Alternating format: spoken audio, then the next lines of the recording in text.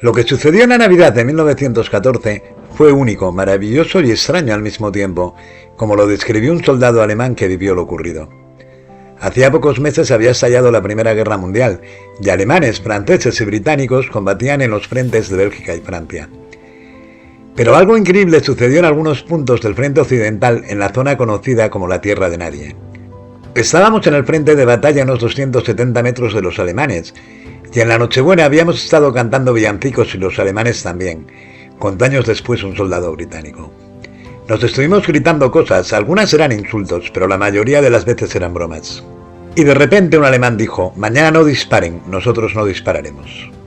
Con la ayuda del historiador Alan Wakefield, director de la sección del museo dedicada a la Primera Guerra Mundial y a los inicios del siglo XX, nos adentramos en esta historia en la que un grupo de soldados no solo bajó las armas espontáneamente, sino que intercambió regalos con sus enemigos y hasta hubo quienes jugaron al fútbol. Miles de soldados de varias unidades del frente occidental participaron en ese cese informal de hostilidades.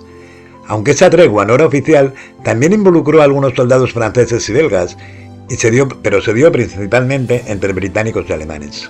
En los campos Flandes, en Bélgica, estaban los soldados que protagonizarían el histórico encuentro.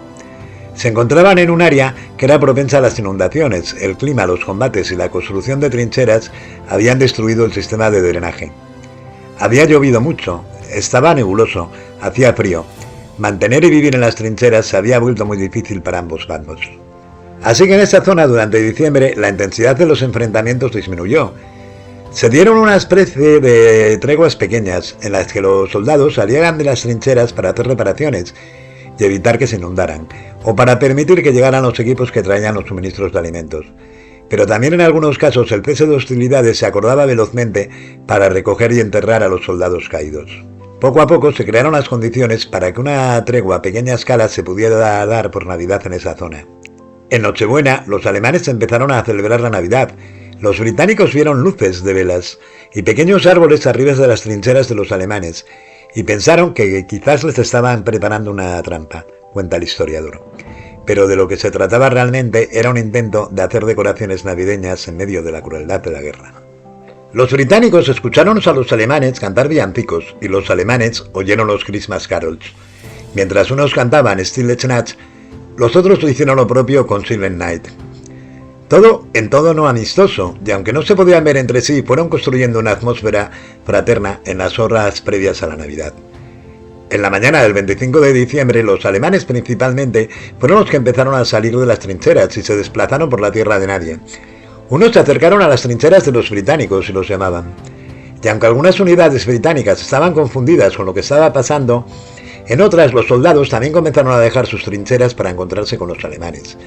Ya eran cientos de soldados de ambos bandos que caminaban por el lugar y que empezaron a hablar sin armas y a estrecharse las manos. Muchos volvían a sus trincheras y regresaban con productos. Los británicos, por ejemplo, les dieron chocolate, carne enlatada, pasteles y whisky.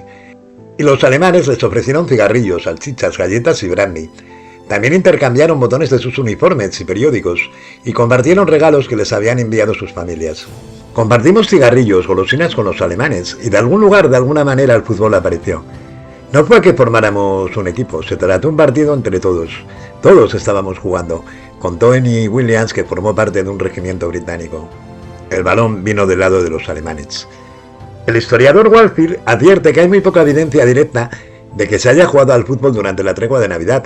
Sin embargo, hay cartas y relatos de alemanes que estuvieron cerca de un pueblo en Bélgica y de soldados británicos en otro lugar de Bélgica que dice que sí que jugaron al fútbol.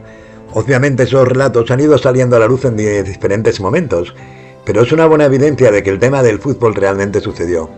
En un relato de soldados alemanes se dijo que habían jugado un partido de fútbol contra los escoceses y que habían ganado 3-2. 3 cartas de soldados británicos hacen referencia a un juego completamente abierto, no un partido propiamente organizado en el que decenas de soldados de ambos bandos corrían por tener la oportunidad de patear un balón. También hay testimonios de otros soldados británicos que participaron en la tregua, aludiendo al hecho de que los partidos de fútbol estaban al menos planeados, pero no fueron posibles debido a la falta de una pelota, problemas en el terreno y porque los oficiales no daban permiso. En realidad se llevaron a cabo muy pocos juegos entre británicos y alemanes. No obstante, hubo bastantes partidos entre británicos dentro de sus trincheras al aire libre, pero hay menos pruebas de partidos entre alemanes y británicos. Probablemente unos 200 soldados pudieron haber participado en un partido de fútbol. Por el momento tenemos evidencia sólida de que hubo 2 juegos. Los oficiales superiores de ambos lados tenían reacciones distintas hacia lo que estaba ocurriendo. Algunos de ellos pensaron que si se permitían este tipo de cosas, el espíritu de lucha de los ejércitos desaparecería. Los soldados verían que el enemigo no era realmente el enemigo, y eso haría que la guerra se detuviera. Pero otros altos mandos creían que la tregua era muy útil porque permitía reconstruir las trincheras y enterrar a los muertos. En algunas áreas de la tierra de nadie había muchos cadáveres. Lo cierto es que llegaron las órdenes de los mandos superiores. Había que reiniciar la guerra. La artillería, las armas tenían que volver a ponerse a funcionar, y se le debía disparar a cualquier enemigo que tratara de salir de la trinchera.